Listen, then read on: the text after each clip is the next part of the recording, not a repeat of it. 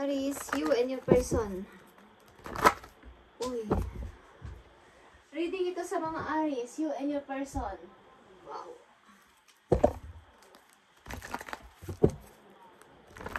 May nakatakda sa inyo maghiwalay, Aries. Sa hindi sinasadya. You and your person, Aries, reading for you. Sa kasalukuyan, papunta sa future. Para to sa mga Aries, guys, na nandito sa reading. Kung para to sa inyo at gusto nyong sunodin ang advice is nasa sa inyo to, guys.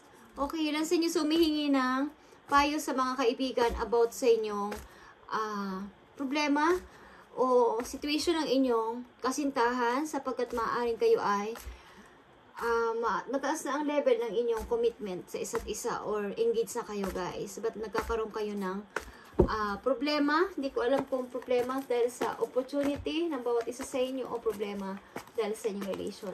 Okay, tingnan natin. Aries, you and your person. Bigay mo ang tamang mensahe para sa Aries at sa kanyang person. Okay. This could be the one. Okay? You've already met the romantic partner you seek. Okay, guys. Nandito mga Aries, sa reading ay na-meet nyo ng inyong matagal na pinapangarap na partner at maaring kasama nyo na sa inyong buhay. Ang ibig ko sabihin is malapit na rin kayong ikasal or kasal na kayo ng iyong person. At ang ilan sa inyo nandito sa reading is may gusto makipagbalikan sa inyo, Aries. Okay. Aries, tingnan natin ang inyong message dito sa you and your person. Sa kanang side is ang energy ng iyong person at sa kaliwa is yung energy mo, Aries. Tingnan natin, Aries. Message para sa inyong dalawa ng iyong person. This could be the one. Yan ang sinasabi ng isa sa inyo or both of you is ito na talaga ang pag-ibig na para sa akin. Okay. So, tingnan natin, guys. Nandito sa kabilang side, energy ng iyong person. At sa kabilang side is energy niyo, Aries. Maaaring ilan sa inyo dito is nakatakda maghiwalay, guys. Okay. Tingnan natin, guys, ang message. You and your person. 5 of arrows and love is here. Okay. Maring mahal na mahal ka ng yung person, bagamat meron kayong mga away, guys, is mahal na mahal at nagmamahalan talaga kayo ng yung person. Okay, Aries, kung kayo nasa relation na, is bagamat marami kayong away, 5 of sword and desire or love is here is kayo ay nagmamahalan ng yung person. Maaring marami man kayong pinag-aawayan at maraming mga taong sangkot sa inyong relation o madadramang tao sa inyong dalawa is nagmamahalan kayong dalawa. Okay, at ang energy nyo, Aries, 5 of coins and 8 of coins. Okay. Maaaring kung kayo nasa relation na ng tao na to, okay guys, nagmamahalan man kayo is ang isa sa inyo o ikaw mismo, Aries, ay umalis sa situation, okay, kasama ang inyong anak at nakafocus ka ngayon sa iyong work para sa inyo ng iyong anak. Okay, but ito na talaga yung tuturing mong partner sa buhay, ang tao na to na yung minamahal. Mukhang nagmamahalan naman kayo, kaya lang may mga sangkot ng iba't ibang tao o mga ibang energy sa inyong buhay. Okay, at ang isa sa inyo maybe is nagparaya na lang at umalis na lang sa situation kasama ang inyong anak. Okay, maaari itong mag-vice versa, guys. Depende sa iyong situation kung kayo man ay lalaki o babae, Aries. Okay. Para to sa lahat ng Aries, guys. But, kayong dalawa ay nagmamahalan, maybe. Maaaring umalis ka na lang sa situation. Bagamat mahal mo ang tao na to, mukhang isa sa inyo is nagparaya dito. But, mahal na mahal nyo ang isa't isa. Okay. Message mo sa mga Aries na nandito sa reading. Ipakita mo ang message mo sa mga Aries. Mukhang sinusuyo ka ng iyong partner o ikaw mismo, Aries, sapagkat sinasabi mo na siya talaga ang taong tinuturing mong romantic partner na yung hinahanap. Okay, tingnan natin, Aries.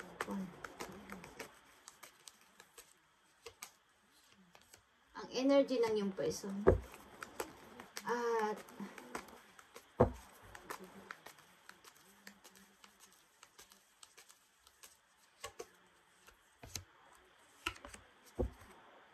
okay. Isa sa inyo is nakahang o naka-stuck sa situation na to. Bagamat may umalis na. Okay. Hey guys. Maring ang tao na to guys, ang yung person is nag-iipon ng money. Okay. Maring ito rin na nagme-message sa'yo, nagda-direct message sa'yo, but hindi ko alam kung sinasagot mo ang mga message nito.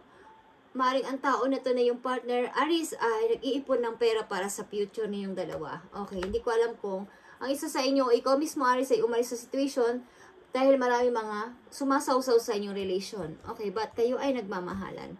Aries, your energy is here. The Magician and the Three of Cups. Maaring, nasa iyo namang mga kamay ang desisyon dito guys, but hindi mo pa to kaya sinasabi sa iyong partner at minamanifest mo to. Minamanifest mo pa to kung talagang kayo ng iyong partner is sinusubukan mo pang maging, kumbaga maging matatag o mag-grow pang iyong relation. Maybe ikaw ay masaya sa mga good news na natatanggap mo o matatanggap mo sa iyong kasalukuyan. Okay. Aries. Maaring may mga good news na dumating sa buhay mo at mangilan-ngilan lang ang nakakaalam nito. Parang temporary kayong hiwalay ng iyong partner guys. Sa hindi sinasadyang pagkakataon o reason is nag-call off muna kayo o parang nagpahinga muna sa isa't isa. But nandyan yung love, nandyan yung connection nyo maybe. Ang tao na to guys ay nag-iipon ng money. Okay? Para sa future. Ito ay parang family tree. Okay? Family tree. Money tree. Okay? Tingnan natin pa mga message nyo, Aries, at sa iyong person. Ano pa ang gusto mong sabihin sa mga Aries dito sa kanilang reading? This could be the one. Yeah, may isa ditong umalis sa inyo, guys. May isa ditong, yeah, aalis muna ang isa sa inyo, maybe, ng person mo. Para matapos ang gulo sa paligid muna. But, hindi ko alam kung nagme-message ito sa iyo mga dalas. Hindi ko alam kung inyong tinatanggap ang message ng person mo, Aries.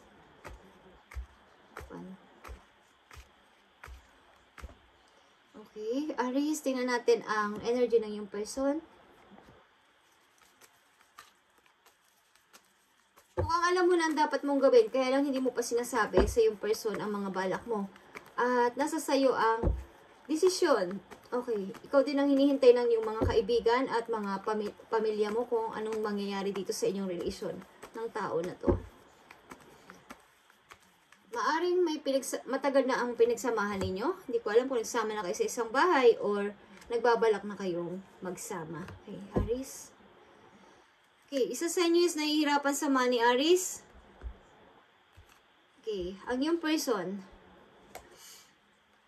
Maybe ang iyong person, guys, is nandito sa kasalukuyan na to na siya ay nag-iisip-isip talaga na maging tama na sa lahat ng kanyang magiging desisyon. At simula sa araw na to, lahat ng kanyang sa kasalukuyan niya, maybe papuntang future is iniisip na niya ang mga dapat niyang gawin na mahalaga kaysa sa mga walang ano-anong bagay. Is iniisip niya maging seryoso na sa buhay at maging seryoso na sa kanyang mga pagdidesisyonan. Okay. At ang energy niyo, Aries, is may mga offer kayong natatanggap maybe at maaaring offer ito ng trabaho o offer din ng mga person sa inyo but nahihirapan kayo kung pipili ba kayo o mag-i-stay kayo sa nakaraan o sa yung person mismo na to sapagkat mahal mo pa rin ang tao na to. Kay Aries, mahal mo pa rin ang yung person bagamat kayo ay magkalayo or temporary, hiwalay muna ng yung person. Sapagkat ito ang tinatawag mong the one para sa'yo. Okay. Tingnan natin ang maaaring outcome nito para sa inyong dalawa, Aries. Maaaring someone from your past is returning to your life, Aries, or sa iyong person, sa iyong karelasyon na to. Maaaring may mga gustong magbalik sa inyong buhay. Both of you. Okay. May mga offer sa'yo but hindi mo alam kung magdidesisyon ka na ba, kung pipili ka ng bago or mag-i-stay ka o mag-i-stuck ka pa dun sa dati na to na person mo. Sapagkat hindi pa naman kayo totally hiwalay, parang may kanya-kanya lang kayong ginagawa sa buhay sa ngayon. Ba't nagkakaroon kayo ng pakunti-kunting problema dahil sa mga pagsawsaw ng ibang tao sa inyong relation, or nagkakaroon kayo ng problema sa inyong relation, ba't kayo ay nagmamahalan? Okay, Aries. Aries, tingnan pa natin ang mga messages na paparating sa inyo, you and your person.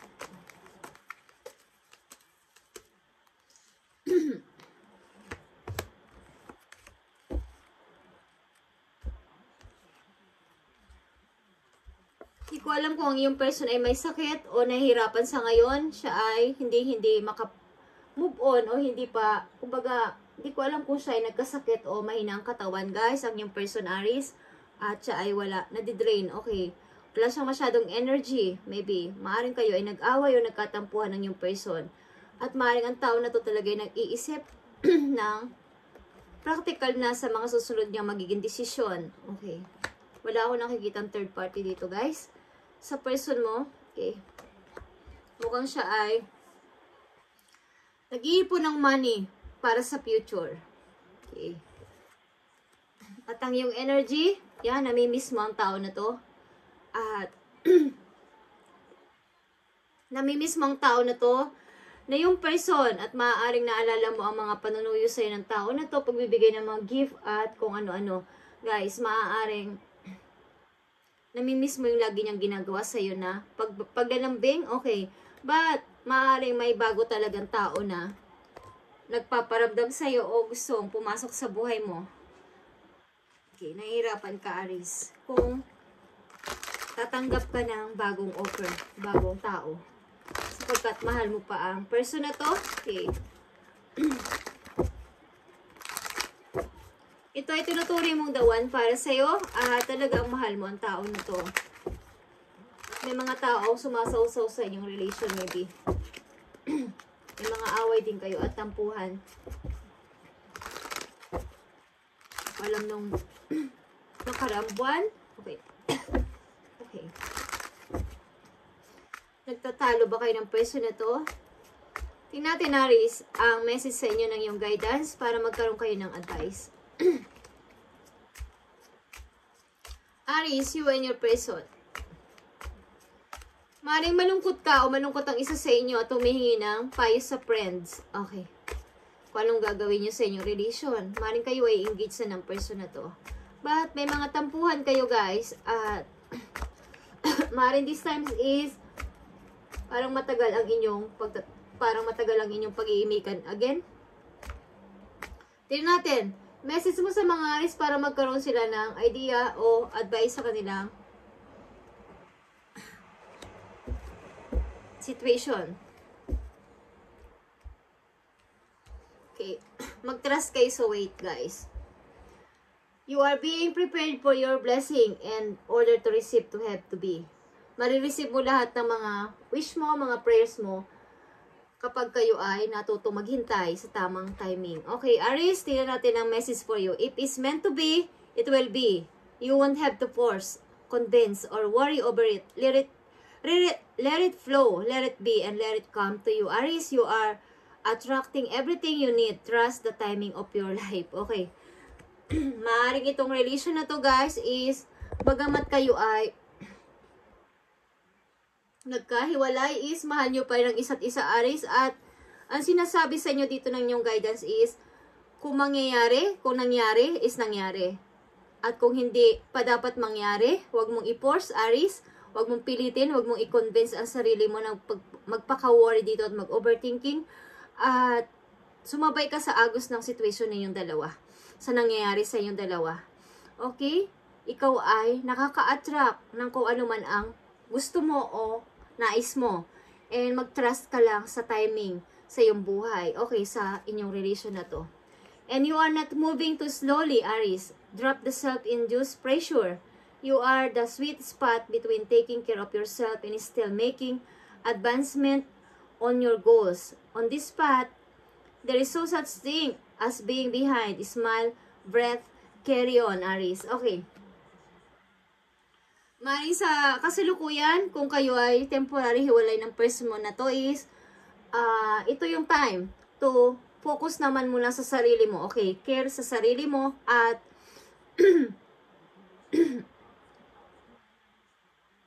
maraming mga naghihintay sa iyo mga blessing o paparating na blessing na behind the scene na hindi mo na nalaman sapagkat nakatuto ka dito. Okay, nakapokus ka dito sa relation na to. Tingnan natin about sa inyong kapirahan, Aries.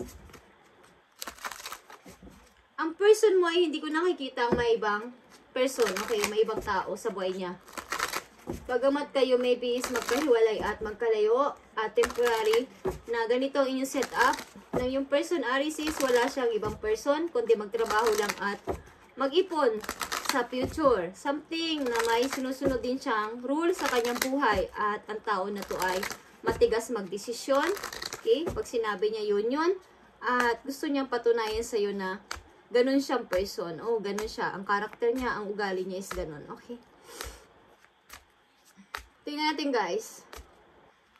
Trust the flow of the universe, Aries. Okay? Kung kayo ng person na to, kayo.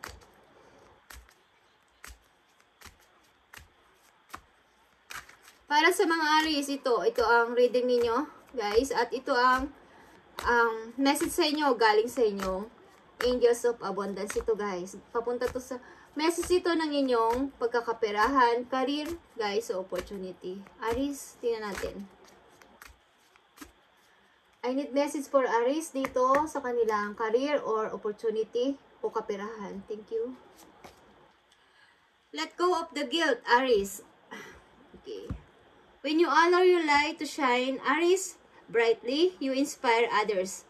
Forgive yourself for what you think you've done or not done, and trust that God loves you to unconditionally for who you are. Learn and grow from past mistake instead of berating yourself for them. Okay. Kung kayo ay nagigilty sa mga nakaraan sa buhay ninyo is let go na of guilt, Aries.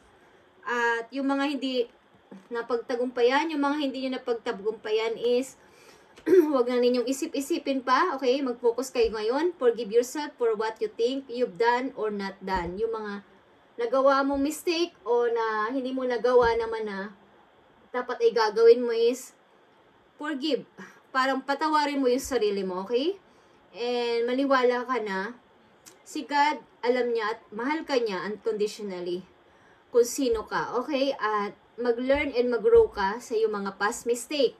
Kaya maybe dito sa mga dumarating na offer o offer man to ng opportunity o ng tao, mga bagong tao na gusto magparamdam sa iyo o magbigay ng mensahe sa iyo is hindi mo pinapansin sapagkat na-learn ka na sa iyong mga mistakes sa iyong past. Okay, kaya itong relation mo ngayon is pinipilit mong i-grow, pinipilit mong wag mawala, pinipilit mong siya na talaga, siya yung the one para sa iyo.